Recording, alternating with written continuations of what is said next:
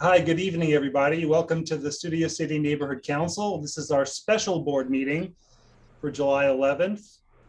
We're going to get started right now, and someone please call roll. Brandon, are you going to be filling in as acting secretary tonight? Yes. Fantastic. Nobody wants to be secretary, so I guess I've got the double chore today. It's okay. Kim Clements. She will be here soon. She will be a little late. Okay. Dean Cutler. Here. Randall Freed. Randall, I see your picture here. Are you around? We'll get back to him. Ira Gold. I'm here. Sorry about Okay, there you that. are. There Couldn't you are. unmute for. No problem. Ira Gold. Okay, hold on. Alexa's here. I just promoted her. Just promoted her. People are coming in a little late today. It must be the weather. Okay. Jeff Hartwick. Here. JJ Hoffman. Here. Julie Houlihan. Not here tonight. Okay. Lisa Karajian. Here. Scott Mandel.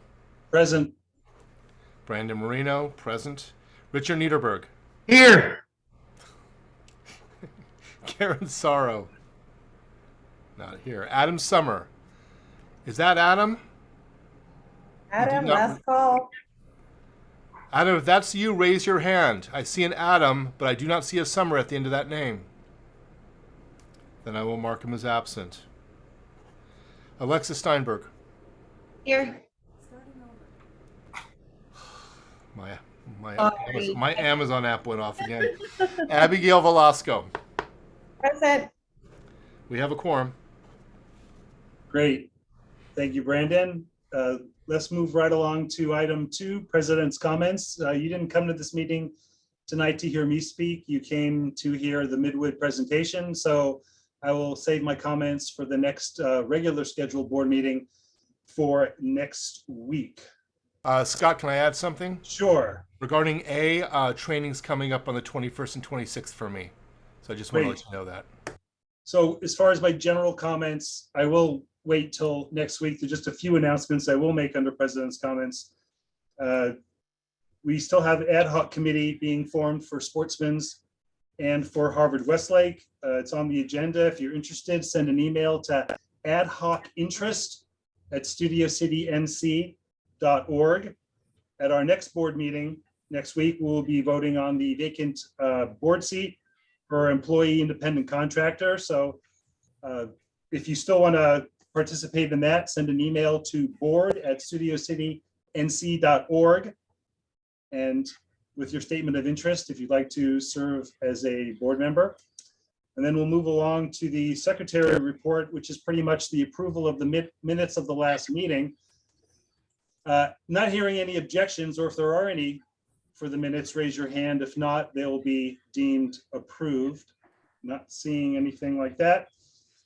The next item is the corresponding secretary report from Jeff Hartwick, although I don't think he'll have much to say. If you want to confirm that, Jeff. Not much to say. All the May past board motions have been distributed to all the electeds, also uploaded to the council files. The ones from June are in process. I would remind committee chairs to get their motion submissions to me. That's the starting process. Then I draft it, and then I give it to Scott, and then he'll sign it, and then we'll get it off to the officials. And we found in doing some housekeeping 4 old motions from from March, April of 2021 prior to our board. So there were some transportation motions. I believe there were 3. So Barry is looking at those as to whether or not we should resubmit those to the board again for a vote. And that's it. Great. Thank you, Jeff. So Scott. Yeah. Scott, sorry to interrupt. I just one correction. The regular board meeting, I don't think it's next week. It's the week after. Okay. Does anyone have a calendar out? Is that? Because I know I have a conflict and was headed out of town. But I know I'm not leaving next week.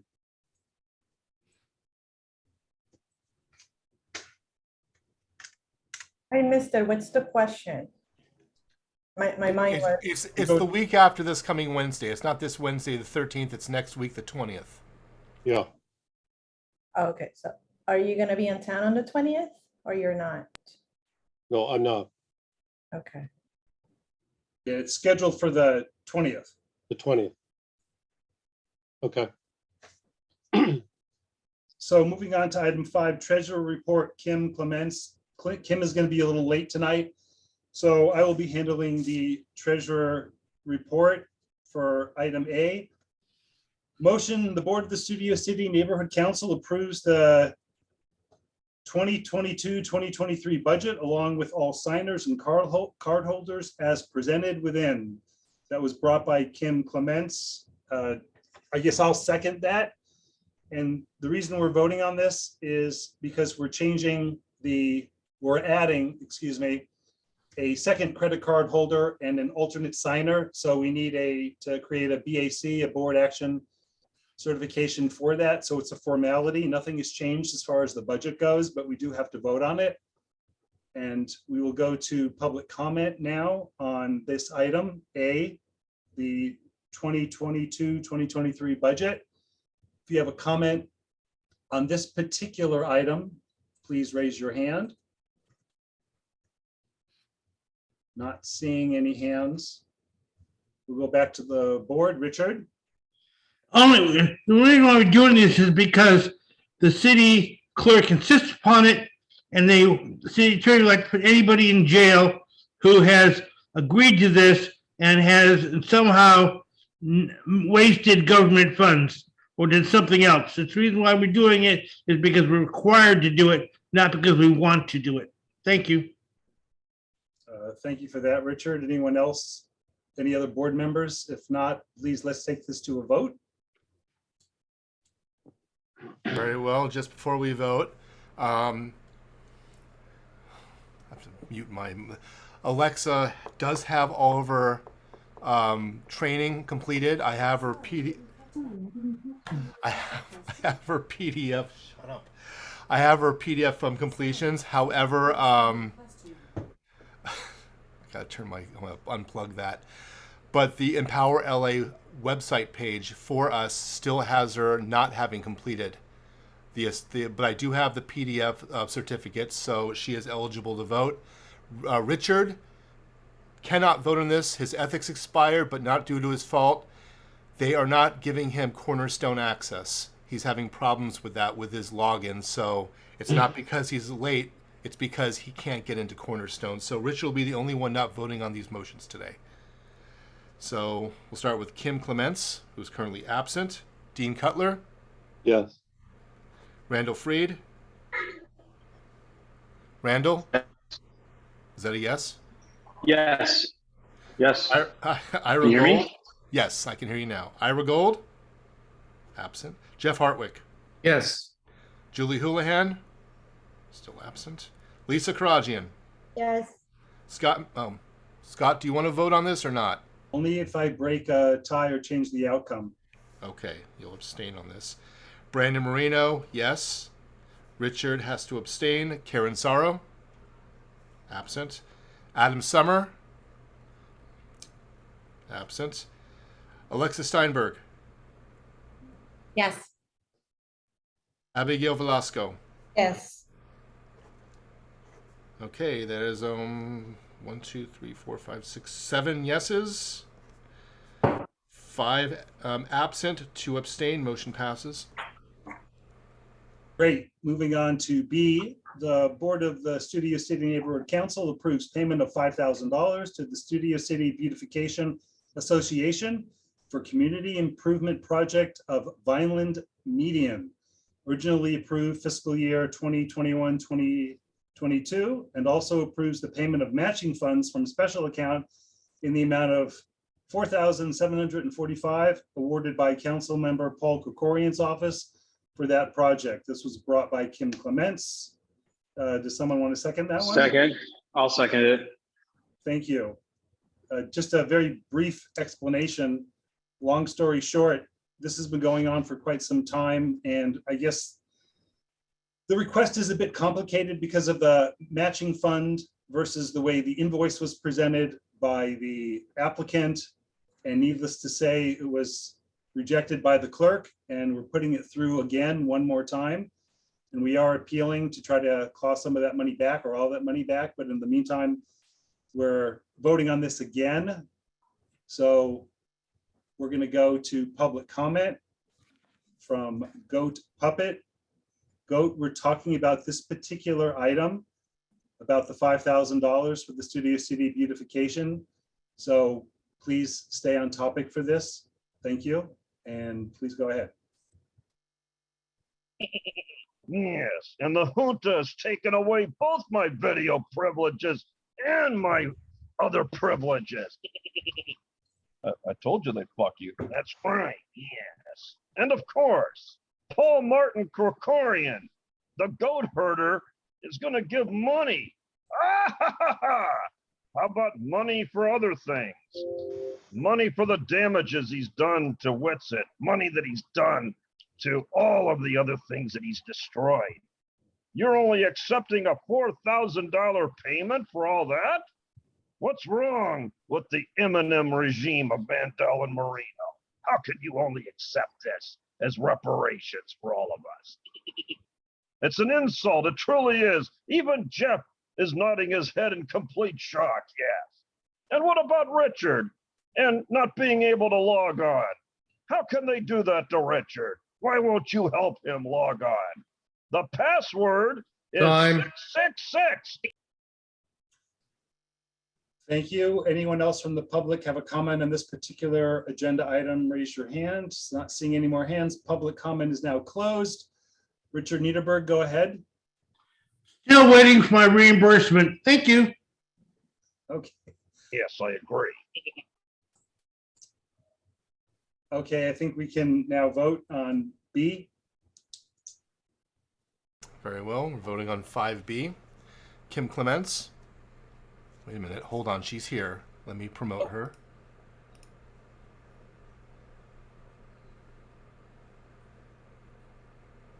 Let me ask Kim. Kim, are you there? There you are. Yes. We're voting on 5B. Since you wrote this motion, you understand it. So, I vote yes. Thank you. okay, good. Dean Cutler. Yes. Randall Freed. Yes. Okay. Ira Gold. Is he here yet? I do not see him, so he is still absent. Jeff Hartwick. Yes. Julie Houlihan. Still absent. Lisa Karagian. Yes. Scott Mandel abstains. Brandon Moreno, yes.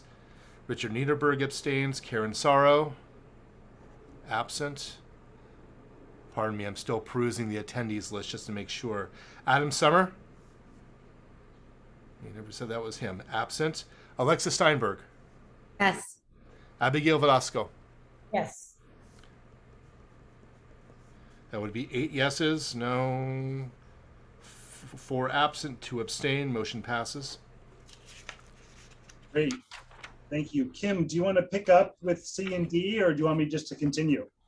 Oh, go ahead. I'm good with that. Thank you. Okay. Going on to item C. The Board of the Studio City Neighborhood Council approves reimbursement to board member Richard Niederberg in the amount of $160.09 for the purchase of beverages and snacks for the June 25th movie night event. Purchase was made at Costco, which would not accept use of the Los Angeles City credit card. This is brought by Kim Clements. Do we have a second? I can Second. second. Second. Oh, Was that Abigail who was first? I think so. Great. Anybody from the public want to comment on 5C regarding the reimbursement of Richard Niederberg? Please go ahead and you'll have 1 minute. Go Puppet. Go ahead. And I told you all, didn't I, that they would not accept the city credit card at Costco. They don't want to do business with you evil people, that's why.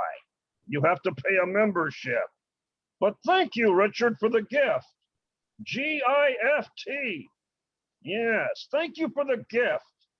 I say we should accept Richard's gift. No, he wants reimbursement. No, that's being an Indian giver. I move to deny the reimbursement and accept a motion thanking Richard for his gift to our wonderful community. I second. Thank you for the gift. Not reimbursement, a gift, only a gift. Like what Jose Weezer got in Las Vegas. Those were gifts too.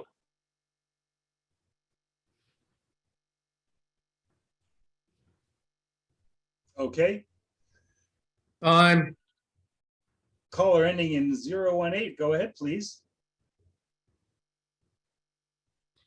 Hi, it's Barry. I guess I'm just a little puzzled as to why the clerk would require a motion for this when the money is part of a budget, total budget for movie nights that was already approved by the clerk. But be that as it may, I just want to say thank you to Richard for using the credit card, which isn't really a credit card. It's like called a purchase card. It's not a debit card either, but he did it, and we saved money by going there. That's the bottom line. Thanks. Thank you for that. Not seeing any more hands for public comment. We'll move on to board comment if there is any. Kim, go ahead, please. Just like to let people know that this did fall into the new fiscal year, which is why it ended up needing reimbursement. And as well as anything outside of, even though it was already approved, these items still need approval. But so it was a combination of the fact that it went outside of the neighborhood credit card and ended up falling outside of the fiscal year funds too. So we did have to vote on it. Thank you. Thanks for that, Kim. So then let's vote. Okay. Voting on 5C. Kim Clements. Yes. Dean Cutler. Yes. Randall Freed. Randy? Yes. There we go. Ira Gold. Just double check the. Not here yet. Absent. Jeff Hartwick. Yes. Julie Houlihan. Absent. Lisa Karagian. Yes. Scott Mandel abstains. Brandon Moreno, yes. Richard Niederberg abstains. Karen Sorrow. Absent. Adam Summer. Absent. Alexa Steinberg. Yes. Abigail Velasco. Abby? You're muted. I see you nodded your head. Is that a yes? Okay. Yes. 4, 5, 6, 7. 8 yeses, no nos, 4 absent, 2 abstains. Motion passes. Thank you. Moving on to 5D. The Board of the Studio City Neighborhood Council approves payment to the City of Los Angeles Department of Recreation and Parks, Studio City Recreation Center in the amount of $684 for the 6-person staff for the June 25th Movies in the Park event, brought by Kim Clements, second by. I'll second it. Yes, I got one. Great. Anybody from the public care to make a comment on the motion I just read? We're on 5D. And Code Puppet, go ahead. You have 1 minute. Doesn't make sense. I thought with all your connections, you'd be able to get the city councilman to provide those staffers. Well, so we're city employees at the SCNC, and we have to pay for other city employees to provide city services to the taxpayers. What does that sound like? Money laundering? Yes, it does, doesn't it? Yes. I don't know about this. I don't like it. And did you put it out for an outbid? Why not hire private sector employees so you can create jobs if you're going to pay for staff instead of lazy, fat city bureaucrats with big, huge bellies and a rewards card at McDonald's? They'll be there all week for their McFlurry on Friday. What's going on? Oh, you get a free McFlurry this Thursday. and all the city employees. That's a national holiday.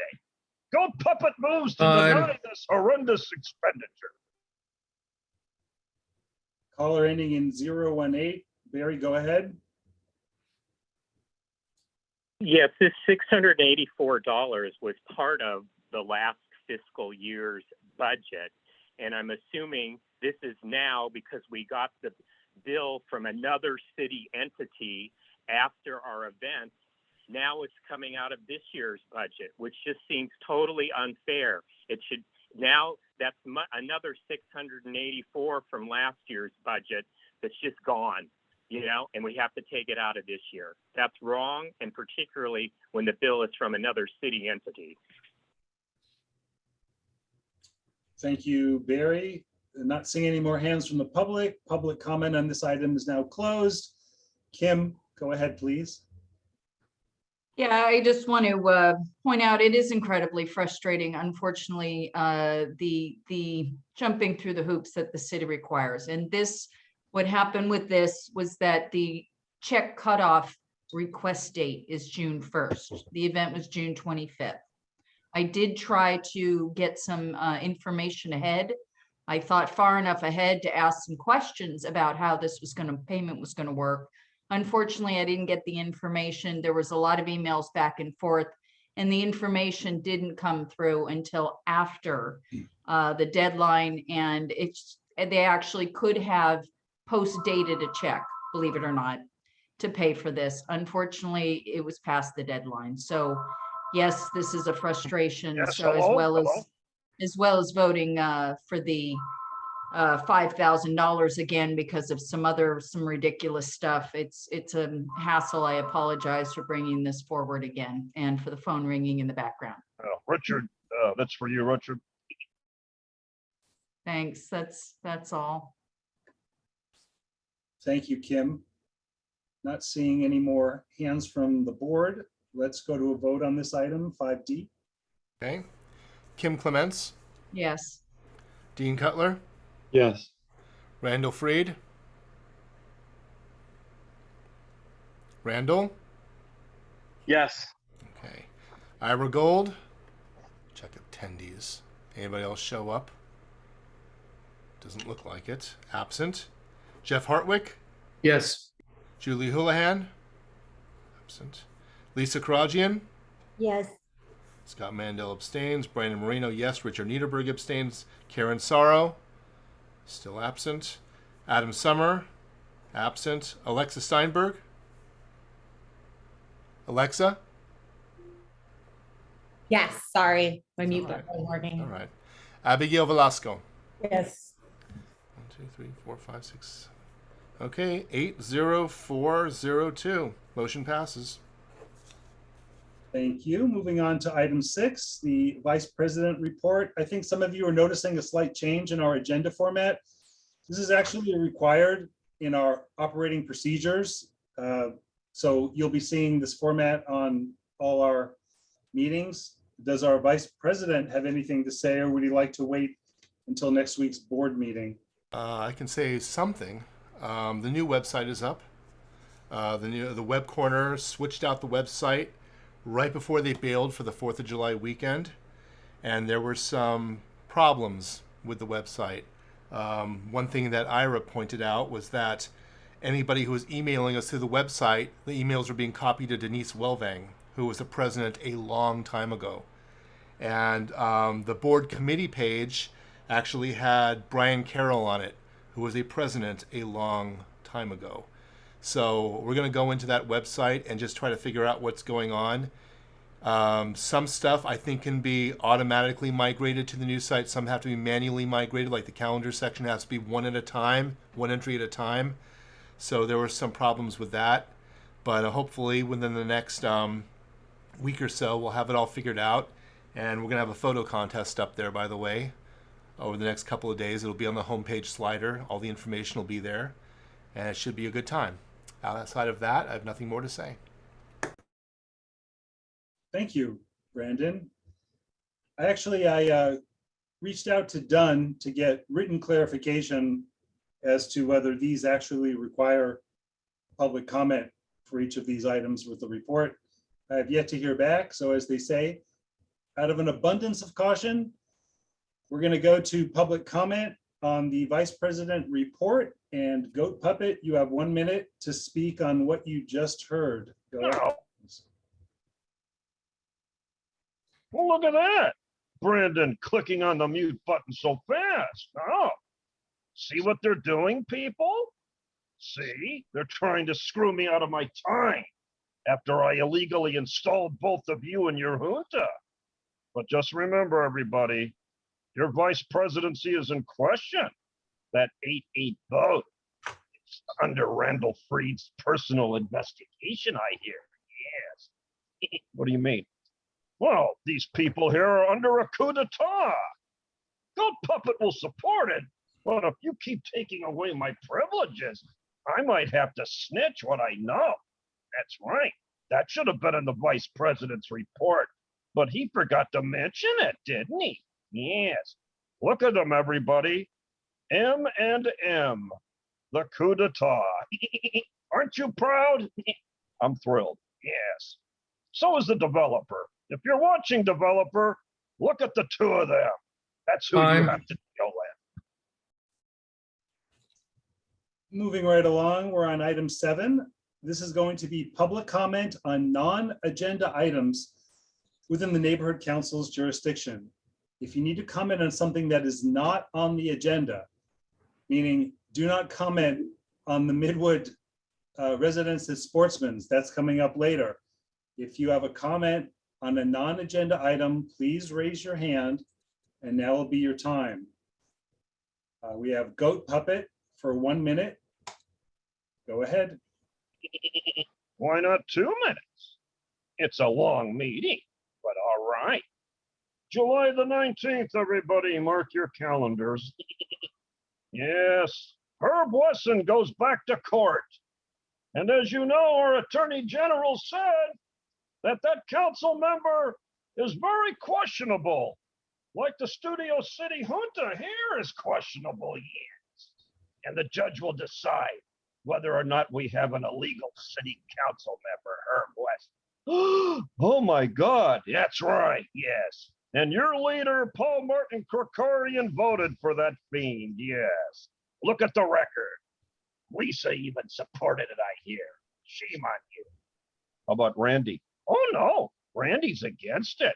Randy's against everything you do, because now he's the opposition party. Just think of him as fighting Boris Johnson, and he, yes. Yes, that's right. Well, that's it. That's all I get. Moving on to Peter Cole, you have 1 minute on a non-agenda item. Go ahead, Peter. Hi there. Can you hear me okay? We hear you, speaker. New microphone. So when the time comes for all of us to sit in the same room, I can tell you that I know the seating arrangement of 2 people. That would be Randy and Lisa. They'll be sitting right next to each other. The 2 people with big conflicts of interest in doing what's best for Studio City. I'm going to come after all of you guys in a nice way. And if I see a conflict of interest, I'm going to call it out. Nothing personal. As somebody wise says, I'm not here to make friends. I'm here to protect my quality of life. So Lisa needs to step down, and perhaps we need to ask Councilman Krikorian if he approves of her email where Lisa disparaged a bunch of stakeholders, and she signed it as the council member Krikorian CD2 appointee, among other things. Moving on to Corinne, go ahead, please. Good evening, everyone. My name is Corinne, and I am here representing the Los Angeles Homeless Services Authority, also known as LASA. I just wanted to let folks know that the result for the greater 2022 greater homeless count has been postponed to early September. I know that folks are expecting to hear the data in May, June. Initially announced for July the 21st, but the federal HUD, the Housing and Urban Development, needs to do their part, which is the data validation. They can only do that later this month. So therefore, the results are going to be delayed to early September. Thank you. Thank you for that. Moving on to Patrice Berlin. Go ahead, you have 1 minute. Hi, everybody. Lisa Karajian, I do not believe you should be allowed to comment on the Sportsman's Lodge project tonight. You are such an embarrassment to your board and a disappointment and disgrace to the community that you're supposed to be serving. You've done nothing while the two biggest projects ever to hit Studio City are in front of us. You promised an ad hoc last November, that's 9 months ago, which I actually volunteered on.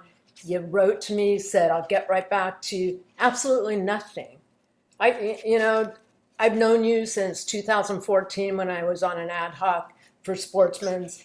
And as you flirted with the developer and told our neighbors it would be good for us.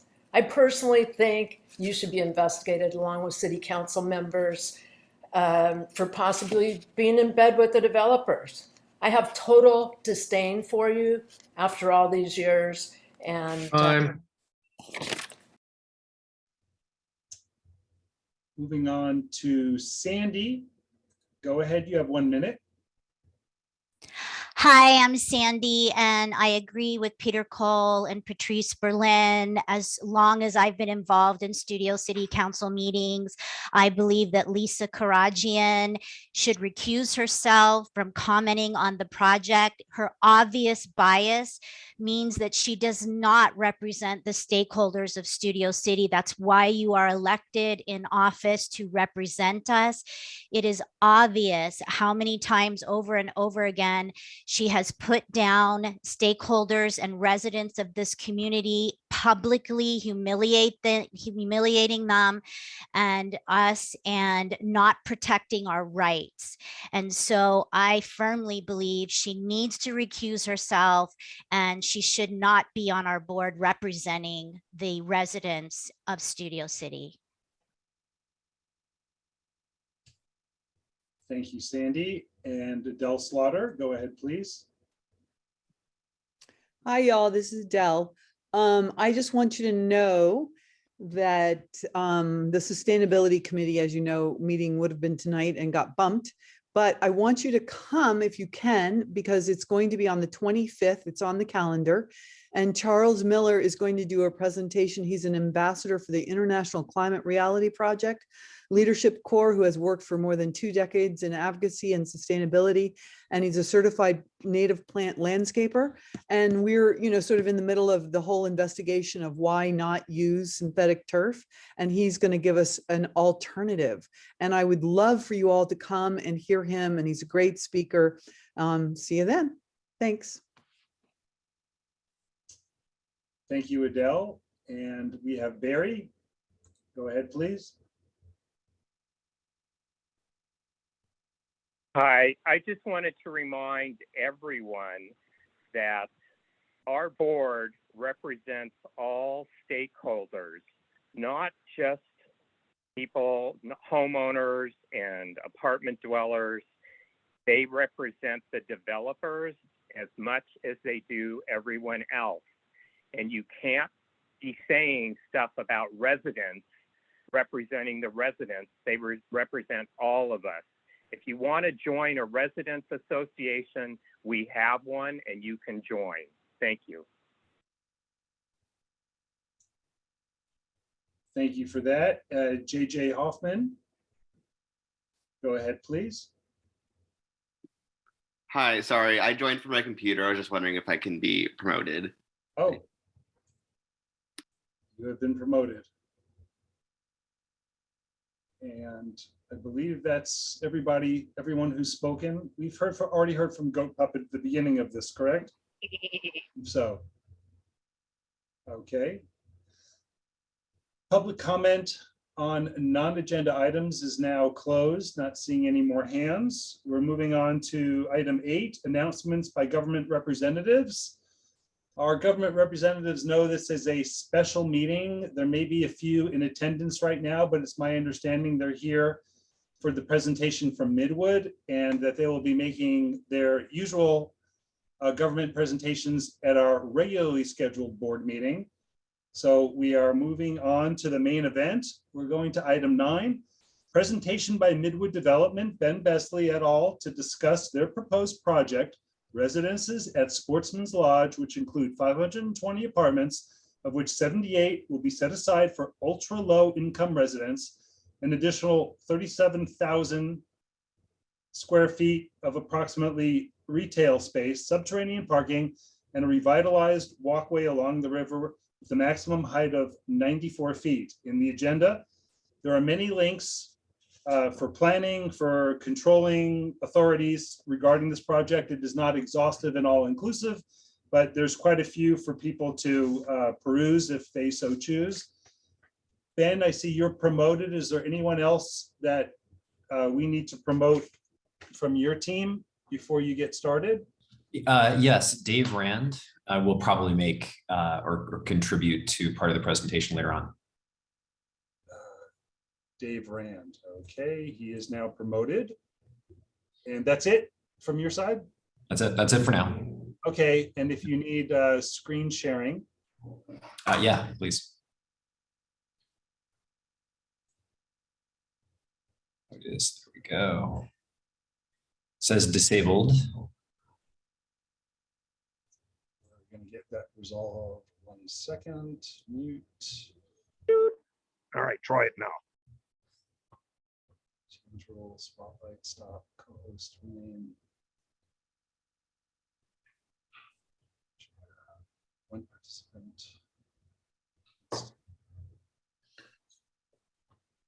I think the layout has slightly changed. Brandon, do you see where the screen share function is?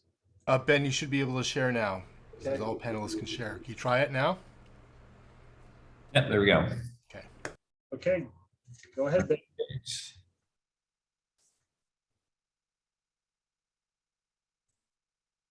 Let's see how we do this. Full screen mode. Fantastic. All right. Can you all see this? Yes. And hear me? Great, great. Well, thank you very much for holding this special meeting for this project, the Residences of Sportsman's Lodge. We have a presentation on the project itself. And actually, first I want to introduce Midwood, our company, for those that I haven't had the chance to meet yet. I'll make it quick. Want to give you an overview of this project. Scott, you were so kind as to gather a number of questions that you'd received recently, forwarded them my way, and so we've collected those and organized them into an FAQ. So we hopefully will address a lot of the major issues first. We also have a very minor update, or kind of a secondary update, on the shops project. I know a lot of people, ask us questions about parking and traffic and that sort of thing. So I want to make sure we just touch on it. But we really want to use the bulk of this time to talk about this development proposal. And then we will open it up for Q&A. So let me get started. What we're looking at here, this is a rendering of the project, an updated rendering. This is the project from Ventura Boulevard. And if you're familiar with the project as it sits now, that's Takaya on the left side, white. The new building's on the right side. And we're going to get into some of the design changes that have taken place since we last met with you all. So a little bit about Midwood. The company was founded in New York in 1929. The company financed the construction of this hotel in 1961, and we're now the owner of the hotel. Our office, our Los Angeles office, is here at the property. I'm here pretty much every day, as are my colleagues. And we've been engaging with the neighbors and the neighborhood council since I started working with Midwood in 2017. We spent 4 years designing and building the shops project, and that opened in 2021. I hope you all have had a chance to stop by. And we continue to make parking and traffic improvements as operations start up and new tenants come on board. And there'll be a lot more to talk about at a different time for those that are interested. So I know there are a lot of detailed questions, from conversations I've had with a number of you and, from the questions we've received, and we're going to get into the details of it. But before we do, I want to just, take a big step back and, give you our perspective on why we are doing this project, what it accomplishes. And it accomplishes two very important things, important for the city of Los Angeles and important for this community. The first is provides new housing in Studio City without displacing any existing housing, any existing residents. And the second thing, and we'll see this in the design, is that it really connects the Los Angeles River to Ventura Boulevard in we think a really unique and meaningful way, and as well incorporates all the surrounding streets in this area through the shops property, which is the shopping center next door. The project description that we're talking about is essentially the same project in terms of its description that we reviewed with the land use committee and the board this past October. 520 apartments, 78 of which are restricted for very low income households. So we'll talk about what that means. 37,000 square feet of retail space that you can, retail space that we can lease. The number is a little bit larger in the entitlement application, but that's kind of back of house corridor space. If you're actually talking about, shop space that's driving some of the impacts, it's the 37,000 square foot number. And a total of 1,385 parking spaces in a subterranean garage that's serving retail guests and residents. And since last October, we have been meeting with a lot of people. We've been meeting with neighbors, we've been meeting with nearby business owners, and we've actually made a couple of significant changes to the design of the project in response to specific questions and specific comments that we heard. And so what we're really doing this evening, the reason we wanted to have this meeting with you, is that we're providing an update on our design, and also just want to let you know where we are specifically in this approval process. So let's get into it. Can you all see the site plan?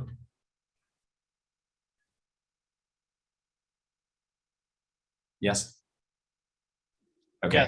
Yes. Wasn't sure if there was a lag. So this is the site plan, superimposed into the existing property. And you'll see that the kind of aquamarine colored space is commercial space on the ground floor. The yellow space is common area. It's, it's offices and amenity space for the residents. And then this orange color is the apartments at the ground level. And then those buildings rise up between 3 and 7 stories. And we'll see some images of that. Get into a lot more detail about a lot of this stuff, but want to quickly point out that we are proposing new traffic signals at Valley Heart and at Goodland. And so the striping that you're seeing there doesn't exist today, but that would be part of the project as well. And again, to the kind of big picture here, we're talking about really creating a very, easy, lovely, walkable experience from Ventura Boulevard, where there's actually a very healthy amount of pedestrian activity. I see it. I walk on the sidewalk every single day, at all hours of the day, into the project through a new courtyard that will be similar in design and scale to the existing courtyard. And then north down to the Los Angeles River. And you'll see we're designing it specifically to make this very accessible, very open, as well as the ramp we'll see some more images of that really open up the Los Angeles River in this corner of the property in a way that we hope really promotes pedestrian activity, exercise, cycling, and everything that the river is trying to be. So here's some updated renderings. This is the rendering we saw. You'll see in the foreground a lay-by lane. We'll talk some more about that. That's something that we're proposing. You'll also notice on the right side, there's an aperture through the building, and that's a major sign change we'll talk more about. We're looking at a building that is in the foreground 4 stories tall on Ventura Boulevard. The building behind it is from the back 7 stories tall, and from the front you're seeing you'll count 6 stories because the retail level is very tall, ground level. Different perspective from Goodland. This would be, near the Petco building, near the Ultimate Cleaners building, with the new traffic signal. This is the new interior courtyard, and this is again matching the scale and design and kind of feel of the courtyard that we recently completed. Takaya there on the right side, so I guess you're facing kind of southeast, And you can see the Starbucks building here in the background, in between the two buildings, just to give you to orient your perspective here. More water feature, more landscaping, shade, places to hang out, places to gather. And then this is a rendering of the Los Angeles River. And what we're doing, in effect, you can see the staircase here kind of in the middle of the image, is that we are where today there's a cantilever that creates some additional parking. That goes away, and we get closer to the original grade of the site, where you can walk down to the river. There's going to be elevator access. The parking all begins at this level, so it's all subterranean, and the parking level would actually be pedestrian access to the river from the first parking level, and then this ramp in the foreground that's taking you back up to Coldwater. And then finally, a perspective from across the river. This kind of shows us a couple of things. It shows us how this project is orienting and kind of integrating with the shops project that's currently there. So this brown building in the background on the right, that's Equinox. In the foreground is a new small commercial building. In the background, this roof here you see right in the middle is one of the retail tenants. That building is on Ventura Boulevard. The building to the left of it is a built structure that's there. And then you can see the new apartments begin here to the left. And then this is a perspective to show, the height of the buildings from across the river without any of the trees that are currently, growing along the north side of the river, and what the building looks like that's closest to the river, as well as the taller building behind it. And we've got some more information on all these buildings. So these are we took the questions that Scott provided, kind of organized them into a couple different buckets, and I'm going to walk through them really quickly. We can certainly jump back into any of these issues in the Q&A, but I'll just get started here. So one question, how do the shops and residence projects work together? Is the retail seamless? It is here between the two properties, and how is the parking separated? Will they use different entrances? So first of all, the residences property and project is completely separate from the shops. So the shops is its own operating entity. It has its own set of rules and regulations, and the residences will be built next to it, and then they will share by operating agreements and easements, things like parking and maintenance and such. But they're two separate properties, two different development projects. When the residences project is complete, the retail areas will be integrated and seamless. Parking for the residents will be underground, subterranean, and probably in the lowest levels of the parking garage, retail parking at the upper level for convenience. They'll both use the same driveways, but the lanes will start to split at the bottom of the ramp so that residents can go where they need to go and shoppers where they need to go. How does the subterranean garage work with the water table? Is there an example of something like this near the Los Angeles River? So the garage right now is designed to sit within the water table. And that the drawings, all of these drawings, by the way, are available on the city's through the ZEMIS website. You can look at our submittal set of plans. They have all of these sections and show the depths, but it's in the water table. It'll be built as essentially a waterproof tub. It'll have dewatering systems as required. And we are not aware of another garage this deep in the area. Current infrastructure accommodating the increased electricity, water, and sewage load. Yes. This project has already been reviewed by LADWP. That was actually one of the precursors to getting us to where we are today. And these utilities and their capacities are studied in the SCIA, which is our CEQA document that we'll describe here in a little bit. A few more design questions. The bike path along the river widened to accommodate foot traffic. Yes. So our buildings are actually set back from our property line. That creates additional bike path width and landscaping. Are there, what are the improvements that we're designing for the river path? Benches, yes. Lighting, yes. Trash can security. We're getting some really interesting suggestions, and this is where we've actually had some very creative conversations about things like utility hookups for a coffee vendor, electric bicycle charging, a metro bike station, a dog hydration station for people that are walking their pets, things like that. So, there's a lot we can do here, and we really are encouraging people, if you've got ideas, let us know, because the whole goal of opening up the Los Angeles River is so people use it, obviously. And then we have the city's RIO guidelines. I think it stands for the River Improvement Overlay Guidelines. So there are certain guidelines about setback and building articulation, but it essentially has to do with water usage and landscaping species. What kind of shops do we anticipate? We think there'll be similar retail, restaurant, and wellness tenants that we're attracting to the shops next door. We have identified, and we'll look at this in the plan, and you can imagine where it is in the renderings, that we're looking for one large format 3-meal restaurant that'll sit on Ventura Boulevard and ideally, get some exposure to the boulevard. So we've been out to, if you're familiar in the shopping center world, the ICSC conference in Las Vegas. Our head of leasing from New York flew out there a couple of months ago and started having conversations about it. So we're already, trying to think about, who that tenant might be. We think it'll be a great restaurant space. We think it'll also just bring a great energy to Ventura Boulevard. Questions about sustainability. Will the buildings be designed to meet the city's recently adopted framework for zero carbon emissions? This is a question that just came in today. So I haven't had a chance really to even read through, what was recently approved by the city council. It appears that they have asked, maybe it's the building department or a newly formed department, to put together a framework for how to, require buildings to be carbon neutral, low energy usage. And we will, certainly do that. Whatever city ordinances are in effect at the time we submit, we will be compliant with those.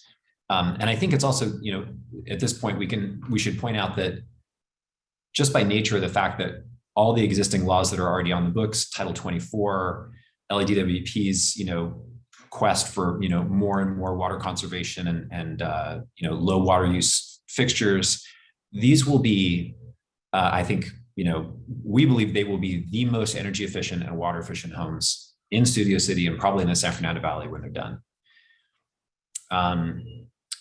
So another comment that came in is sort of a question, I think, about the existing landscape and what we're proposing. So the comment is that there's a contrast between the landscape that has existed on the site and the hardscape that we're showing in this plan. And how do these plans for the proposed project reduce stored heat, allow for groundwater recharge, and the refurbishment of the urban forest? So first of all, if you walk around the property today, most of this site is an asphalt parking lot. What's not asphalt is, the roof of the hotel, which drains into a sort of dated drainage system.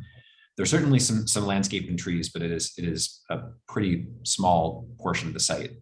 We're replacing all of these with new RIO compliant landscaping, permeable paving wherever it's possible, cool roof, solar panels on the roofs of the buildings. The site drainage system will be updated, doing stormwater retention, all SUSUM compliant.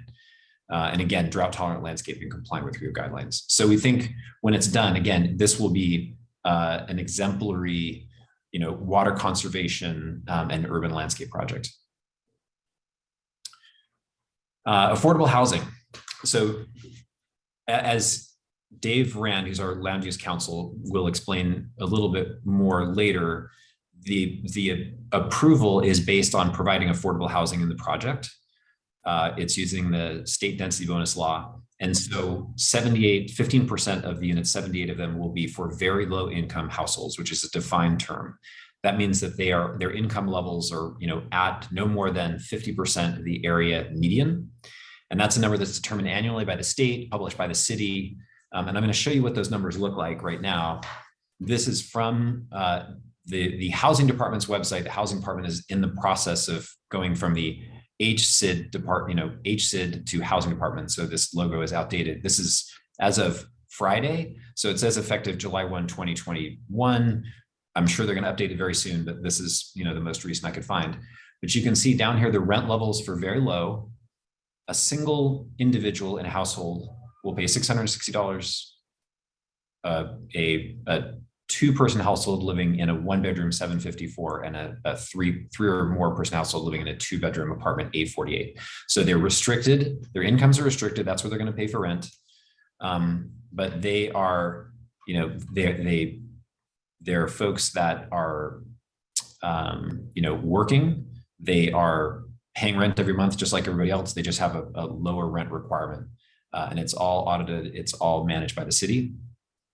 One of the things that we've been talking to the council office about, and it actually aligns really, really well with, kind of the public policy of having affordable housing in, in new developments, is that we're going to qualify, or we're going to prioritize all the qualified applicants that live within 1/2 mile of this property. So that's essentially from Whitsett to Fulton. So if you have a job, if you know somebody that has a job that qualifies between Whitsett and Fulton, they will be, considered and reviewed in priority to live here. It's great, it's great for the community to have people that are working, working at the grocery store, working at Sharky's, can live near where they work. It reduces obviously the traffic impact because they don't have to leave, with their car as many times a day. So we think that's it's a great, it makes a lot of sense. It's something that the council office has talked to us about, and we're interested in pursuing it. How is this different from Section 8?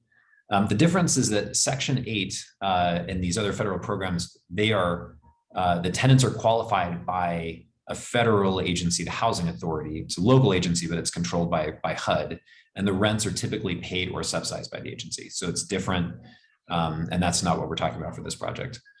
And then how are these units audited? This housing department, again, formerly HCID, will require us to verify income eligibility for all 70 units every year, and then every new affordable tenant must also be verified by the department. Parking and traffic. So first question is, what are the traffic mitigations during the construction phase? Sorry. All right. We're talking about having construction personnel or flagmen out in the street at the driveways, controlling inbound and outbound construction traffic during all heavy traffic periods. Traffic mitigations after full occupancy. We're going to talk about traffic signals and crosswalks at Valley Heart and at Goodland. These will be synced to the signal at Ventura and Coldwater. And all the surrounding lanes will be restriped and re-engineered, reoriented as required by the Department of Transportation. Will there be a drop-off rideshare location? Absolutely. This was actually something we brought to DOT. We're putting together a meeting between Department of Transportation, Bureau of Engineering, and Metro, which controls all the bus stops, to get the right sequence of turn lanes, bus stops, and a drop-off lane on Ventura Boulevard. It reduces the number of ins and outs for cars and kind of the load on those intersections. And then another question that came in just today is, will the project propose to reduce the required parking through pending state legislation? So again, I haven't had a chance to really read through this legislation, but from what I understand, it's something that would allow in certain qualified cities, developments to provide less than the required parking. And in our case, it is very, very unlikely, given the demand that we're going to see from our retail guests, number one, and then what the market is here in Studio City for people who live here. They want to have a car or two, and so that's our priority, is making sure that that the building is designed for the people who are going to live here. Bringing back the slide again, just to sort of highlight the traffic improvements. So the lay-by lane, I'm going to zoom in here a little bit, would take place right here between the Takaya restaurant and then these new buildings here. So you can see it would be a cutout potentially. Department of Transportation may tell us that it just makes more sense to do a yellow stripe loading lane, but that's not our decision. That's a policy decision, and we'll do whatever we need to do to get that drop-off area. Historical. So here's another question. In October of 2021, when we made this presentation to the Neighborhood Council Board, there was a request that an EIR, including a historic resources report and a cultural resources report, be prepared. What was the result of that request? So the result of the request is that the request was made, I believe, from the board and an approved motion to the council office. We didn't hear anything from the council office about it, but we did prepare the SEQA document we're using is a SCIA, which Dave Rand will explain further. This includes the same historic resource assessment that would be included in an EIR. And historic resource assessment includes cultural resources. So I think there might be some confusion that they're one in the same report. This will be available for public review when the SCIA is published, and that's going to happen very soon. And in summary, what that report says is that the hotel is not a historic resource for the purposes CEQA. Massing and height. Question here is, how do the height guidelines in the specific plan compare with the height allowed by SB 1818 is the state density bonus law and their incentives, and what criteria are there for these incentives? So there's a lot going on here, and Dave may, if there are likely questions later on, and then Dave can help explain a little bit better. But the specific plan imposes a 30-foot height limit at the site. But the building fronting Ventura Boulevard, the specific plan allows it to go up to 45 feet if you include certain setbacks. There's also a transitional height limit in the back of the project because the Los Angeles River considered open space. There's a zoned open space transitional height requirement. So that's the height guidelines for the specific plan. With the state density bonus law, there are no height limitations. The municipal code interprets state density bonus law through an ordinance, and it says that it basically permits on menu height increases up to 11 feet over the specific plan or to the zoning height limit, and then height increases more than 11 feet are requested as an off-menu incentive or a waiver of development standard, again, technical. And the standard for approving an off-menu incentive is the same as an on-menu incentive, though it triggers a planning commission hearing. And a waiver of that development standard can also be granted for increased height if it's necessary to physically accommodate a requested density bonus or an FAR incentive, which is also part of what we're requesting. What changes, if any, were made to the plans based on the presentation we made in October? So the biggest change is the one that I was describing, where we changed the design of Ventura Boulevard. And this came from a number of individuals that were concerned that the character of Ventura Boulevard and its retail nature and its history of being a pedestrian, or from time to time it's been stronger and less strong in terms of a pedestrian pathway. I'd argue that it's actually becoming stronger, but really want to make sure there's an opportunity for that. So we made a big move there on the building on Ventura Boulevard. We also got some interesting comments about colors for the building. So we looked at that and made some updates. And then we got a lot of suggestions about the LA River bike path. And so we're incorporating those into the plans. So specifically for massing and height, this is a section through the project that starts at, south is to the left. That's the Starbucks and Petco building.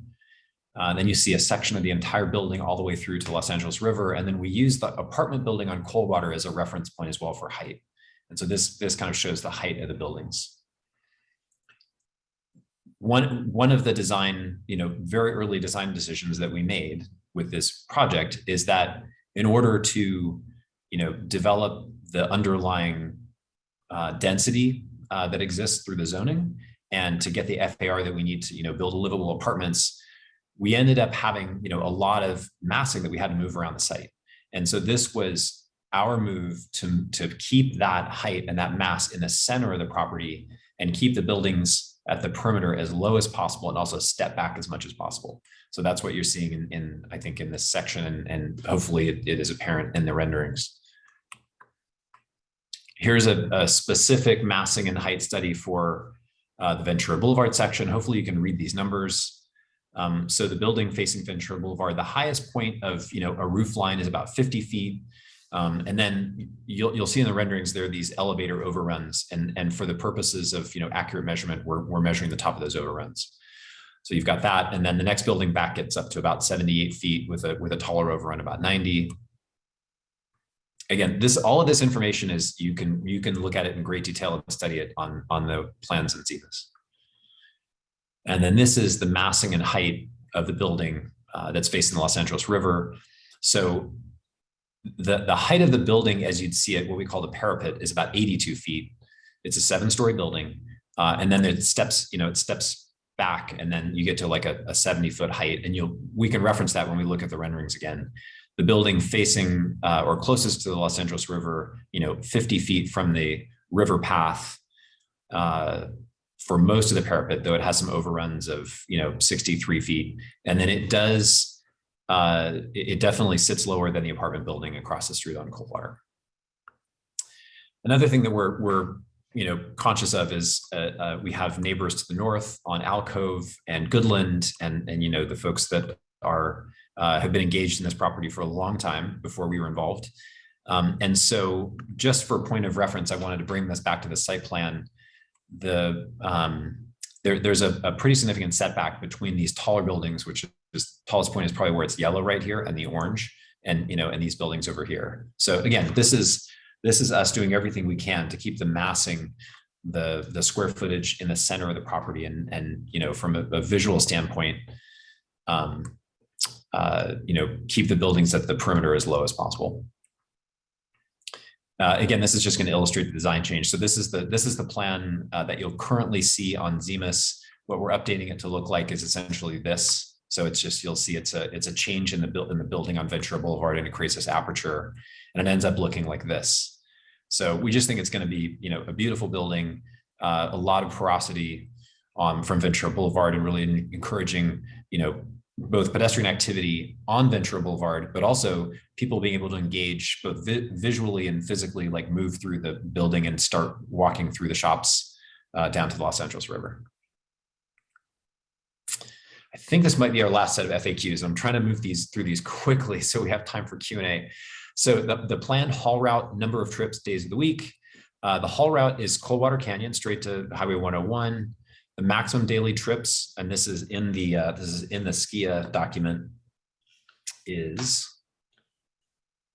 290 inbound, 290 outbound trips, and those would take place on Monday through Friday. During the excavation, that's when you'd see the maximum trips. The excavation is anticipated to take about 5 months, and the total duration of the project from the demolition of the hotel to occupancy of the apartments would be about 3.5 years. Harvard Westlake River Park project and how that is relevant in terms of scheduling demolition and construction. That's an unknown for us right now. I mean, we don't know as these projects are getting approved, if they're approved, when they would be permitted and when they would actually start construction. If we happen to be doing excavation and moving materials around, then we would certainly be in touch with Harvard Westlake to figure out how to minimize those impacts. And then the mitigations for residents regarding noise, dust, and parking. So we will be installing sound walls for noise attenuation, and then doing watering of the ground during grading operations to reduce dust as much as possible. There'll be a parking management plan that's got to be approved by the city before permits are issued. And that would include, an off-site parking plan and on-site parking options for construction personnel and all of the retail tenants. So that covers our FAQ. I just have a few more slides here. I do want to point out that the entitlements that we're seeking have a lot to do with how the specific plan and this SB 1818 state density bonus law work. But just to start off, the zoning for the property is C1.5, and that allows one dwelling unit per 400 square feet. Site is 5.8 acres. And so the underlying zoning allows for 632 residential units. And then the specific plan, obviously, as we know, controls FAR, height, setback, and then, has a lot to say about other things like signage and some other design items. So the entitlement request that we're making is a project permit compliance review that's compliance with specific plan, a density bonus compliance review, and those two are very related because they're talking about the same development standards, a site plan review, and then the two other items we're talking about is the first is a waiver of dedication of improvements, and that has to do with the lay-by-lane. So we believe that there's going to be a dedication required. We know there's going to be a dedication required on Ventura Boulevard. It may become a greater dedication because of the lay-by-lane, where we might have to alter it somehow. So this is just a placeholder for us so that we've asked for it if we need it, but that has everything to do with the lay-by-lane. And then we're also submitting a master CUP for on-site alcohol, similar to what was approved for the shops project, again, for the restaurants and if any retail tenants are going to be, selling alcohol. For our CEQA compliance, we are submitting what's called a Sustainable Communities Environmental Assessment, SCIA, and Dave can get into more of the details of the difference between that document and an EIR. And then finally, public hearings. We're looking at a hearing examiner hearing coming up sometime in the next few months. the SCIA document has to be circulated for public review first. And then once that's received, the SCIA would go through, additional review. And eventually the decision on the entitlements is made by the City Planning Commission. That's where this ends up. So that's my overview of the Residences project. Really quickly, I want to just touch on the shops at Sportsman's Lodge. We get a lot of questions about parking and traffic on Coldwater. So I just want to give you all an update on what we're doing out there in the next, call it 45 days. So the main thing we're going to do is we're going to take the parking controls that are right there at Coldwater and move them into the property so that we get a much longer queuing length for inbound traffic. So this inbound lanes, there's going to be 2 inbound lanes that are moved all the way here next to the hotel. So you probably have like 10 or 12 cars queuing. These parking spaces can be used for valet or, some sort of short term for, ride share or, deliveries or things like that. But that really, makes this more operationally more efficient and really moves traffic off of Coldwater as quickly as possible. And then the other thing we're doing is we're moving the outbound traffic control, creating 2 dedicated outbound lanes here, and that gives cars more time to queue up so that when the light turns red at Coldwater and Ventura and there's a break, we can get as many cars out as possible. And we're seeing as we open up more shops that we're managing that more and more. We're also going to reverse the direction of this lane down here by Tokaya to make it an outbound lane instead of an inbound lane now. Nobody's really using it for inbound traffic. And then finally, just wayfinding signage. We found that just telling people to use the Ventura Boulevard driveways has helped our parking management a lot. And for those of you that are visiting the Sportsman's Lodge, please exit off Ventura Boulevard or exit to Ventura Boulevard. So our next steps, the city will be circulating the SCIA for a 30-day public review, and that may happen in the next 2 or 3 weeks. I presume that you will all be notified, and I will make sure that you are notified, as soon as I possibly can as to when that period will begin and which documents are going to be available. And then from that, the planning department schedules and holds a hearing examiner hearing, which is to take public testimony. And then we'll be doing ongoing additional community and stakeholder meetings, before and after that. All right, that is it for now. Scott, how are we doing? That's great. Does Dave want to say anything now before we go to public comment? Or is Dave being held in reserve for that? Dave, do you think there's anything to mention about that now, or do you want us to wait for a specific? Oh, no, why don't you take public comment and we'll tackle questions as they come. Okay. All right, if you can stop the screen sharing. Great. So I propose that we just take the 1-minute question comments all in a row, and we'll help make notes, and then you can address them in one fell swoop if that works for you. So let's go to public comment. Raise your hand and you'll have 1 minute to make a point, ask a question. Goat Puppet, go ahead, please.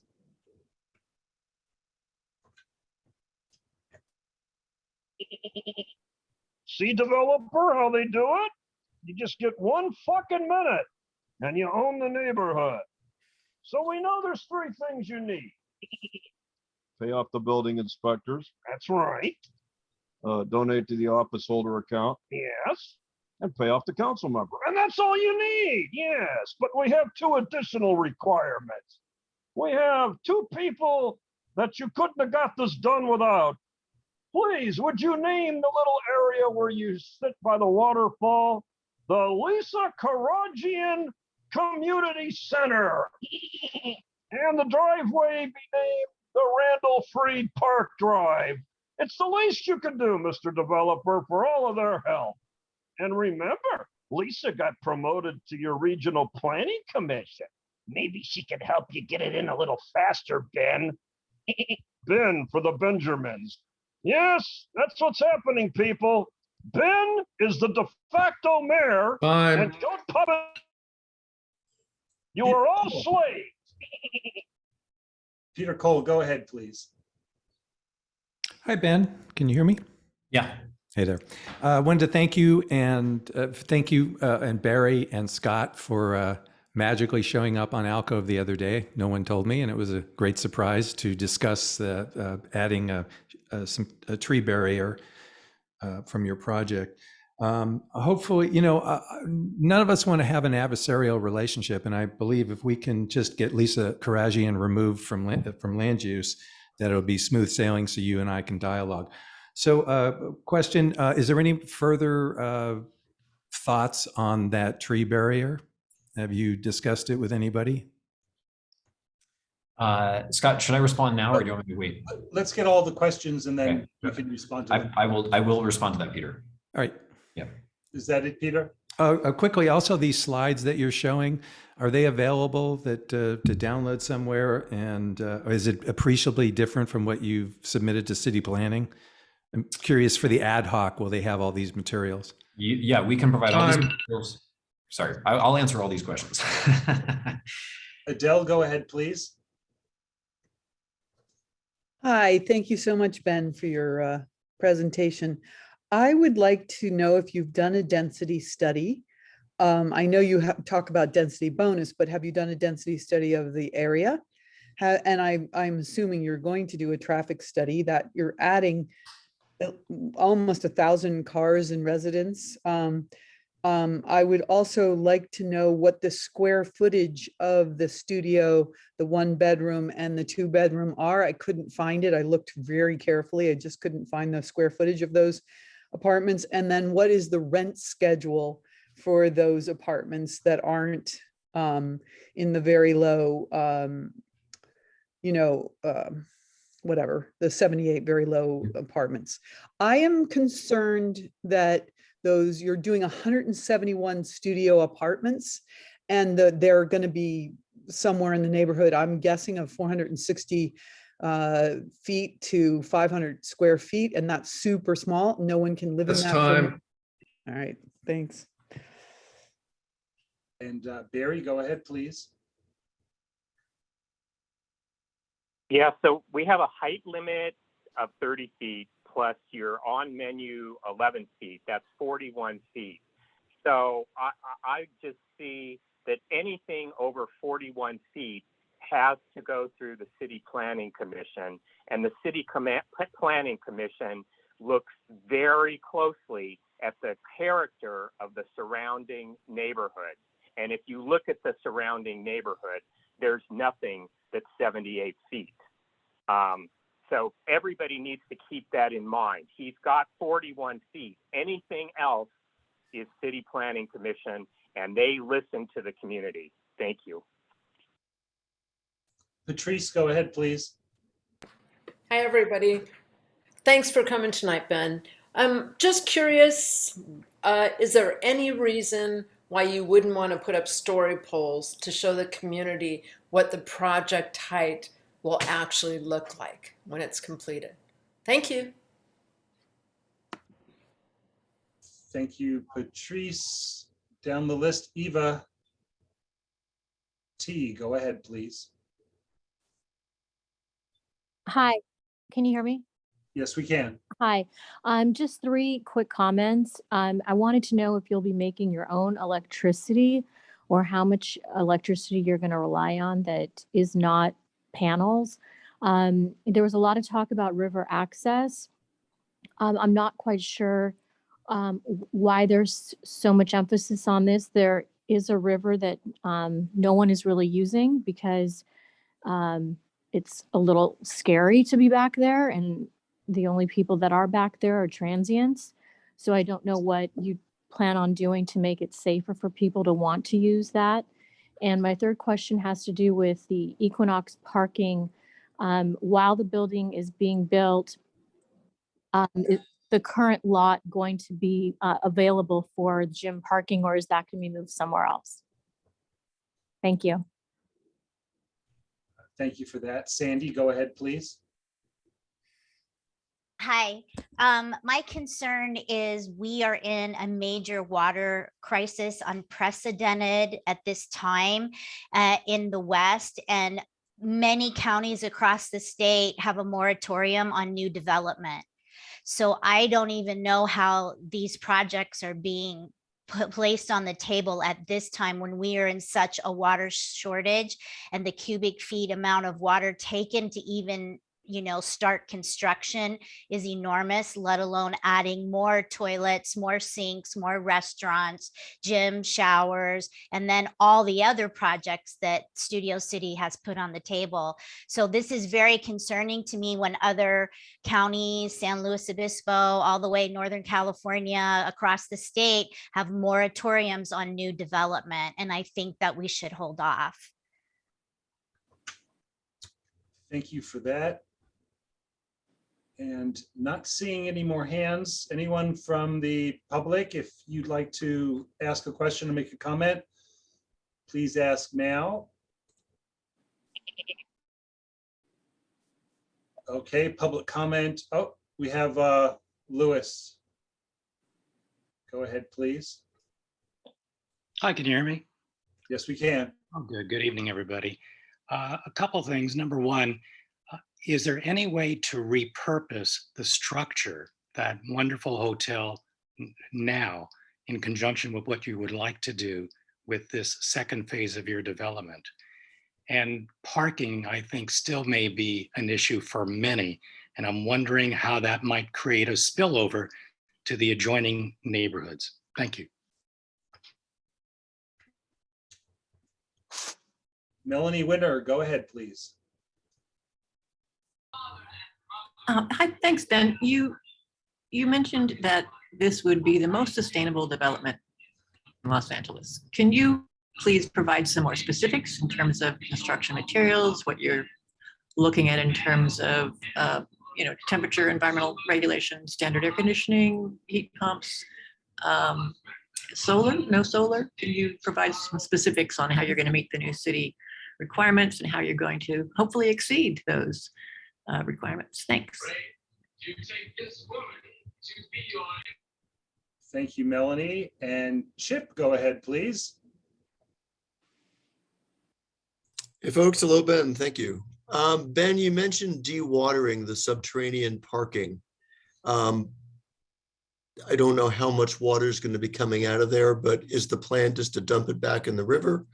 Or could we potentially do something more creative, like use it for irrigation, perhaps even beyond your property? So it helps us get some greening, urban forest, and also infiltrates back into the water table.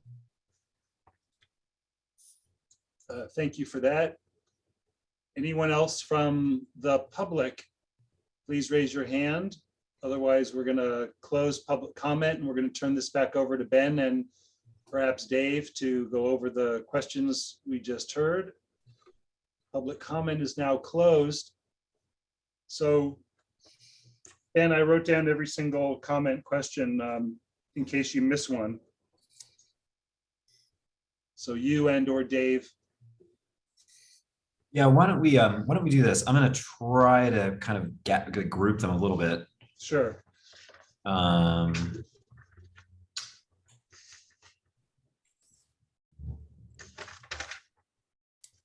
So let me talk about, I mean, I want to first just, it's an interesting question about repurposing the existing structure.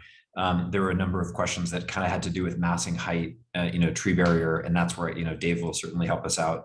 And then finally, there was a number of questions that had to do with kind of like sustainability, water, solar, electrical. So I'll try to answer those as well. So the first question on repurposing the hotel structure, that was our first investigation.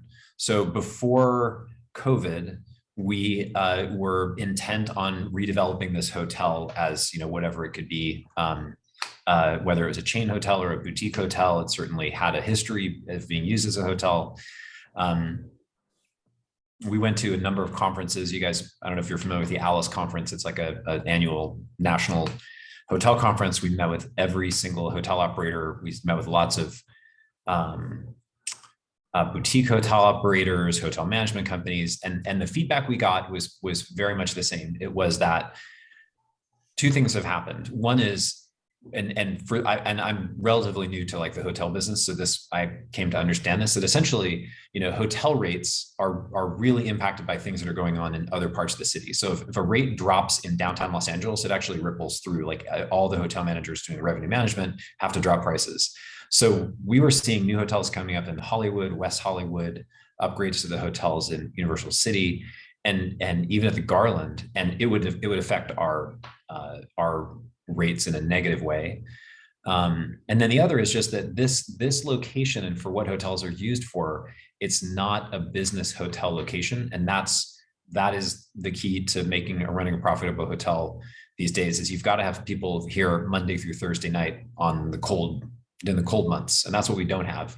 So the hotel would essentially make money from May until September, and then lose money all through the rest of the season. And we just try to, keep our costs down and wait till the next season.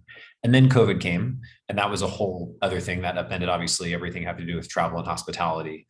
And so at this point, we've had a redevelopment plan on the books it was about to start right before COVID to just try to refresh the hotel. But at this point, we just don't see a path to operating this hotel profitably anymore. But I just wanted to stress that was the initial plan. Now the issue with keeping some of it is that parking and designing for parking is it's an important part of what is going to make the retail work and what's going to, what we need to provide for the apartments. And we just can't do it with this hotel sitting where it is. It happens to sit right in the center of the property, which is where the core of the, vertical transportation is going to go, the best access back to the shops project. So it just, no way we can make it work. But there was, a number of different design alternatives were explored. In terms of, I'm kind of combining two things, but the tree barrier, the height that Barry mentioned, and then the story poles.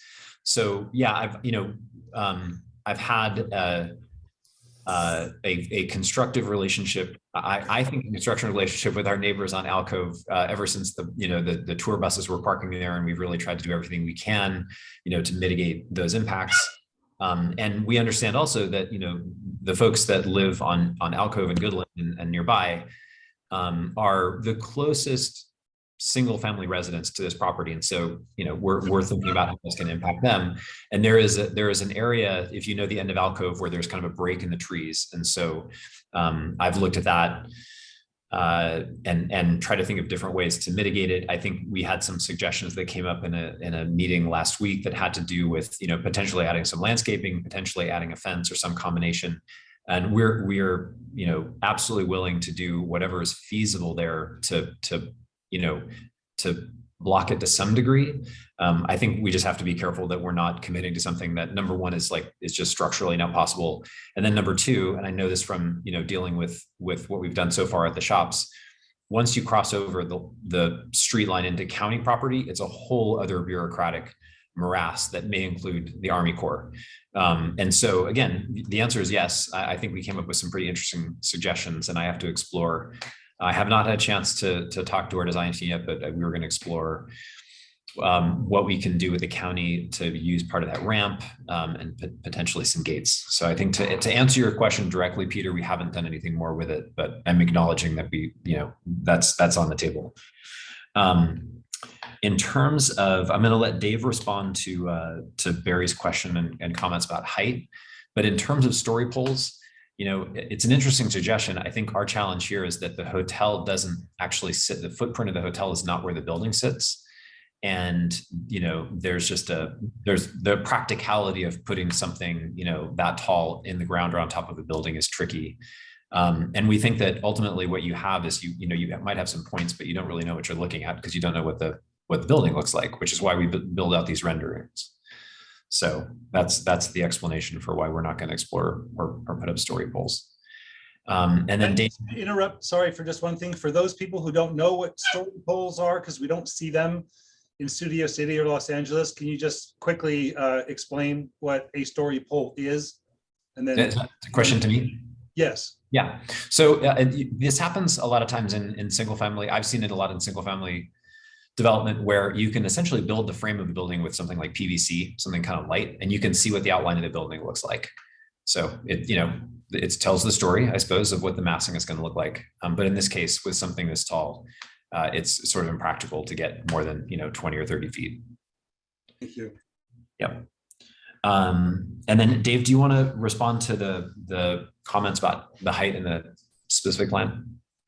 Sure, I'll take height, and I want to address the water comment, which is very important and topical, as well as the question, I think it was from Adele, about did we conduct a density study? So first we'll do height. As Ben articulated in the presentation, we are seeking off-menu density bonus incentives and waivers to increase the height beyond the specific plan height limit.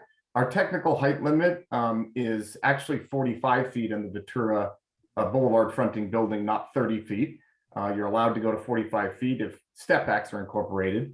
And then correctly, the commenter noted there's an automatic 11-foot height increase that is considered on the menu of incentives that doesn't require planning commission review. And if you request more than that, you go to the planning commission and have a more fulsome process and a public hearing to discuss your requests. The basis for the additional height is that this project includes a large percentage of deed restricted affordable housing units at deep affordability levels relative to other density bonus projects. In addition, this site is very large and the density is very generous on this site. Under your typical density bonus project, this property would yield to an 850 and 900 units when you factor in the density bonus. We are not building that much, obviously. We are not even seeking a density bonus. What we are seeking is a sufficient expansion of our permitted building envelope, square footage and height, to accommodate the density that the site allows and to provide for the high level of affordable housing. That is, other than 100% affordable housing project, you will, struggle to see a mixed income, non-subsidized project, 100% privately financed, providing 15% of the total number of units for deep affordability levels at the very low income level. So that is going to be the basis for the height request, and correctly noted that. Okay, this is Commission hearing. I'm gonna get off. So that was height, and I want to talk about water. The important comment was made about the drought and should we just stop building? And yes, we are in a drought, a very serious drought. However, the state is very much frowning on municipalities that are putting moratoriums in place based on the drought, because we are also in a severe housing crisis. And the state has imposed a requirement on the city of Los Angeles to plan for and zone and accommodate 250,000 new housing units in the course of the next 8 years. So it is not an option, and in fact is not legal, to simply say we are not going to build anymore.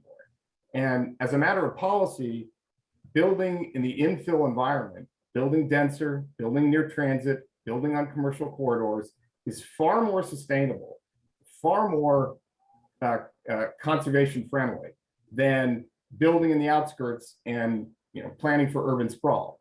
There are people here who are going to live in the state no matter what. If they live in the sprawl community and we build into the outlands, they will consume far more water than if we build denser in the infill context. So this type of apartment project is a water conservation measure in and of itself. But putting that kind of larger policy discussion aside, because the project is over 500 units, we had to go through a far more detailed and exacting process by the city and the Department of Water and Power to determine and confirm that there is sufficient water supply over the course of the future years to accommodate this project. And that evaluation was done considering the worst case drought scenario. So it was approved, and the water purveyor confirmed that we do have adequate supplies to serve the project. However, as Ben noted, the result is going to be greater conservation measures, lower flow toilets, gray water for irrigation, lower flow sinks, shower heads. So the project will have to be more water sustainable based on that process. But the city has confirmed that there is adequate water supply. So what we think is, with those measures, this is the right way to build in a drought to serve new housing in a way that will reduce consumption and provide for much needed affordable housing. And the last question I thought I would handle would be, I think it was Adele who said, did you do a density study? I think by that she meant, did you look at the surrounding areas and did you notice that there's not many projects that are this dense? And yes, you're correct. This is denser than the projects in the vicinity. We are going to evaluate all the environmental impacts associated with that, of course, through our SCIA. And what will be determined is that the project won't create any environmental impacts that can't be mitigated. But what we also did was a density study to see what kind of affordable housing projects exist in and around this area. The State Tax Credit Allocation Committee deems this area in Studio City, this broad area, the highest possible resource area with the fewest percentage of affordable housing units relative to other like communities. That means there is a significant dearth of deed restricted affordable housing in and around Studio City. And this project provides 78 units at the very low income level for people who work in and around this area who can get an apartment unit for $600, $700, $800 for a 2-bedroom a month if they have a family. And that is something that is sorely lacking and non-existent, and without $1 of public subsidy going to that important public benefit. So yes, it's a dense project, but the density study also shows that this community is lacking and in need of the affordable housing that this project will deliver. And that's what I have, Ben. I'm sorry, Brandon and Scott, if there are questions we missed, if you want to serve them up. Yeah, no, thank you, Dave. I appreciate your much better at going from the high level to the detail than I am. So thanks for that.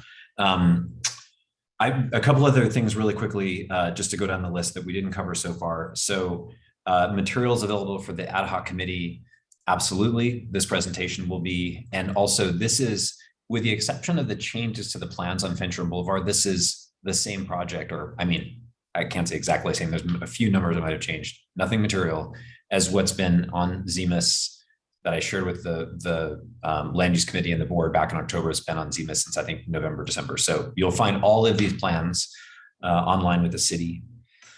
Eva asked a question about electric generation. We are looking at doing that. We've actually been talking to a couple of different technology companies that are doing, they can do on-site generation through biomass and do on-site generation through, alternative fuel generators. It's obviously, it has its own environmental challenges, but it's something we're very interested in doing. The river access and safety. I mean, I think that this is this for us is what we hope to be, other than what we think is going to be a beautifully designed project and a great mixed use community that brings a lot of really, great new neighbors and places for people to live who are looking for a different place to live in Studio City, is really improving the Los Angeles River so that you want to walk on it. Taking away this cantilever, which we've, by the conditions of the shops, have kind of put some bars up in front of to prevent people from getting under there. But the more people that walk on it, if we light it and people use it, that's what makes it safe. And we've actually had a separate meeting with this group called the Los Angeles River Cooperation Committee, which is this ad hoc committee between the county and the city to talk about exactly this, like what can we do to, license, control over certain parts of this area so that we can patrol it. Because that's in our interest. And we think that that's kind of the larger story with this whole area is the more it's used, the safer it gets. In terms of Equinox parking, yeah, that's going to be part of the parking management plan. The parking is going to have to be, we'll have like an interim parking plan that's got to establish different parking areas as the construction progresses. A question about sustainability and kind of whether this is going to be the most sustainable building in the San Fernando Valley or in Studio City. I mean, first of all, the code is continuously being updated. Building codes, electrical codes, plumbing codes, requirements of LADWP, that things keep getting more efficient. So, I mean, by virtue of the fact that the code keeps getting updated and it's only going one direction, newer buildings will continue to be more and more efficient. But we have, our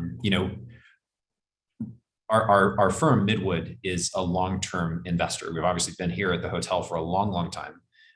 We invested a lot in the shops project next door. We made a lot of decisions that are long-term decisions. They're not the decisions that we would have made if we were just going to lease it up and flip it to somebody else. But this is a property that Midwood intends to own for potentially forever.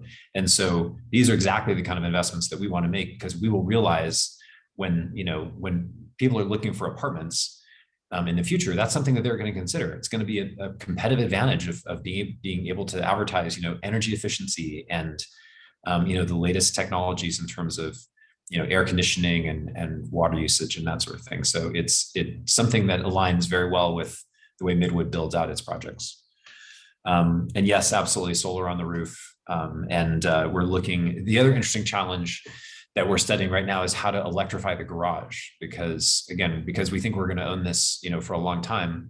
You can imagine in 20 or 30 years, 75% of the cars are going to be electrified. And so we've got to start thinking about how to work with LADWP, and plan for that. So this is all stuff that we're going to have to figure out, before we get our construction documents done, but it's stuff we're already thinking about.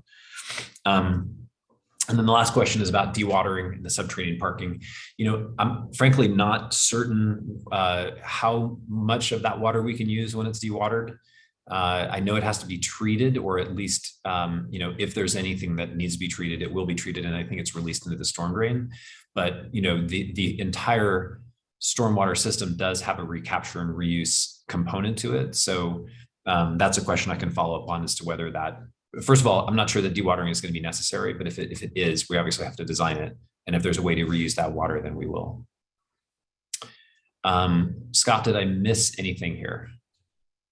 Did you address the square footage of the studio and one bedroom and Thank the you. rent schedule, if there is such a thing at this point in time? Yep, thank you very much. I had not.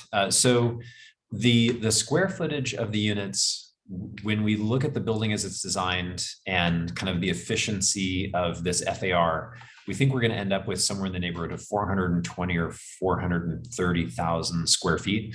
So I think that works out to about an average size of 810 square feet per apartment. And right now we're, that's definitely higher than average for apartments in Los Angeles and in a lot of markets. And so we're anticipating having larger than average studios, larger than average one bedrooms, and larger than average two bedrooms. And then looking at floor plans that include like a one bedroom den, two bedroom den, and even having like small alcoves for the studios, because we feel that people are going to be looking for a place to work at home. I mean, that's, becoming certainly short term was a big trend through the pandemic, and things seem to be heading that way. So yeah, we're looking at, again, and thinking about the future and thinking about being a long-term owner, kind of oversizing these apartments. The rents, we haven't determined yet, though we do believe that this is going to be a very high-end building, that, it's being designed as such. You can look at the finishes and the design of the shops project. We think it's going to be one of the nicest buildings to live in the San Fernando Valley. And so we expect it to achieve, some of the highest rents in the market for the market rate units. And then just a little follow-up about the story polls. Since that it appears that may not be practical, is there a way to have your renderings appear like on a Google Earth type overlay, where we can sort of move the map and move the perspective and look from all sides and circle the renderings kind of like in 3D, like in a Google Earth type map? Yeah, we'll see what we can do. Okay, we should, I believe that's all the public questions. We're going to move on to the board now. And I apologize, Scott, if I have to take questions past 9 o'clock, I can respond in writing or do something. I have a hard stop with some childcare stuff going on at home, so I have to jump a little after 9. Can Dave stay on, or is that both of you? I'd like to be in the meeting. Okay. Yeah. So, board, raise your hand. Go ahead. Let's ask quick questions, and if you can just respond to each question quickly. Richard has his hand up. Go ahead, Richard. Unmute yourself, please. I will. I just can. Okay, a couple of questions. One of the questions is, is the commercial part of this project that being built right now going to be under the same rules as the commercial part, the rest, as far as rents, square footage, and all the other kind of things of that nature? And the second question is, any way you can put some swans in this project? Thank you. I'm afraid that live real swans are impractical. We do have ducks. We have 3 resident ducks. I know they're not swans, but we have a little family that's growing here. And to answer your first question, yes, same rules, same operations. The rents, we're already seeing an uptick in the rents that we're able to get for a few new tenants that we signed. So we think that the rents will be, probably with that and with some inflation, a little bit higher than we're getting currently. How many square feet are you allowing for the restaurant you're talking about, the full service restaurant? It's so what we decided, and I'm not gonna be good at the math here, but it's 25% of the square footage would be dedicated to restaurant space. And then how that's divided between quick serve and sit down restaurant becomes a formula we work out with the Department of Transportation. It all has to do with parking demand. So it's roughly, 6,000 square feet. Does that sound right? Of restaurant, 7,000 square feet total. And then, we'll find the large format restaurant, and then we'll find other food type uses to use the rest of the space. Thank you. Yeah, thank you. Go ahead, Jeff. Yes, good evening. Thank you for the presentation. You mentioned that there would be about 290 trucks in the excavation process a day for 5 months. So my very limited math puts that at 29,000 truckloads of excavation materials during that time period. Down the street, there's a Harbor Westlake project, and they're going to have 35,714 excavation trucks for their project, which is anticipated to be about 30 months long.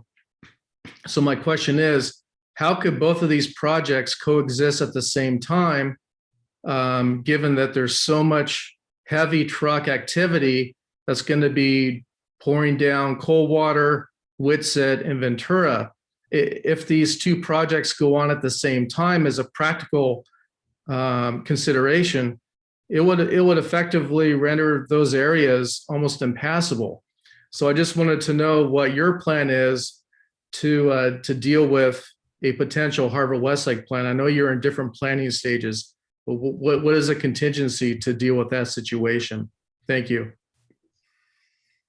This is something that we're probably going to have to think a little bit about, and try to think about the timing of it, and think about the combination of our peak trips and their peak trips, their haul route, our haul route, like time of day. Because my immediate answer is that 290 truck trips on Ventura Boulevard wouldn't make a difference. I mean, these are large, slow trucks. I get it; it's not nothing. But if you think about how many thousands of cars drive down Ventura Boulevard every hour, it's not a lot in comparison. I'm definitely not minimizing it, and I don't know enough about the Harbor Westlake, their frequency and that kind of thing. So I totally understand the concern, and I can see why that would be a big concern. But I don't have enough information right now to give you a really good answer. So let me come back to you on that. Any other board members? Raise your hand if you have a question. Not seeing any hands. I will ask one. If I remember the slide correctly, I believe it said there would be a 30-day process to review the SCIA. For us, we meet every 30 days.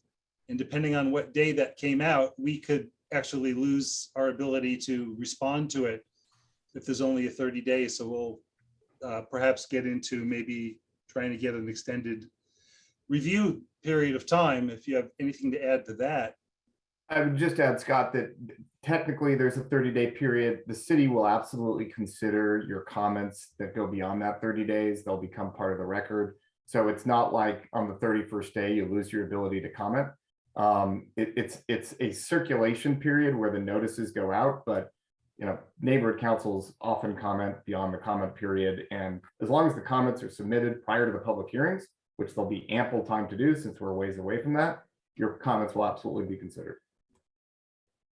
Very good. Thank you for that. And Scott, I will also make sure that when we know when that publication date is coming, I'll give you some advance notice so that you'll know it's coming. Great. I see we have four more minutes before you have to leave. Anyone else from the board? We already did public comment. I see Melanie has her hand up, but we did public comment already. I can't reopen that. Okay, well, no one else from the board has their hands up. So again, I'll just announce that we have an ad hoc committee formed. This meeting will be posted as soon as possible, possibly even later tonight, but no later than tomorrow morning. And if you're interested in joining the ad hoc committee that is going to go over everything we just heard and beyond, send your requests to adhocinterest@studiocitync.org. That's adhocinterest@studiocitync.org. I assume this isn't going to be our only chance to talk to Ben and Dave. This was the sort of opening presentation. There will be more, and thank you all for attending. You said you had a 9 o'clock cutoff, so we're gonna. Yeah, no, I appreciate it, and I apologize, Scott, that I have to jump. But I'll just say, if there are definitely anybody who is not making a comment or question because of the interest of time, I appreciate that, and I can continue to address comments back in email. And also, Scott, as you and I have talked about, Dave and I and others on the design team will be available whenever the ad hoc committee wants to get together and continue to talk about this project. I also want to say that, for the people that have engaged, we've had some really great, constructive conversations that really lead to different, aspects of the project. And I'm sincere when I say this, like the people that have lived here a long time understand the streets, they understand the river, they understand the history better than we can. And so it's really helpful. I mean, that change of the building on Ventura Boulevard is very significant. I think it's going to be a great building, and it came actually from 2 specific comments that people made. And so I encourage you guys to, I understand the concerns. We're going to get you as much information as we can, the concerns about height and traffic and those sorts of things. But this is also, our opportunity to take input on, what else we can do, what else we can do on the Los Angeles River, what else we can do about safety. We really appreciate the comments. And again, it's very helpful, Scott, that you were able to gather those so we could get some time to respond for a few days. So thanks. Thank you. Thank you, Ben. Thank you, Dave. Thank you, everybody from the public, for attending and for participating. Thank you to the board. I'm going to call this meeting, call a motion for adjournment. I think we set out what we accomplished, or we accomplished what we set out to do. So not hearing any objections, we'll call this meeting adjourned at 8:58 p.m. And thank you all for attending, and please check our website and our YouTube page and all our social media for more information on this project. Good night, everybody. All right. Thank you. Thanks a lot. Thank you. Good night.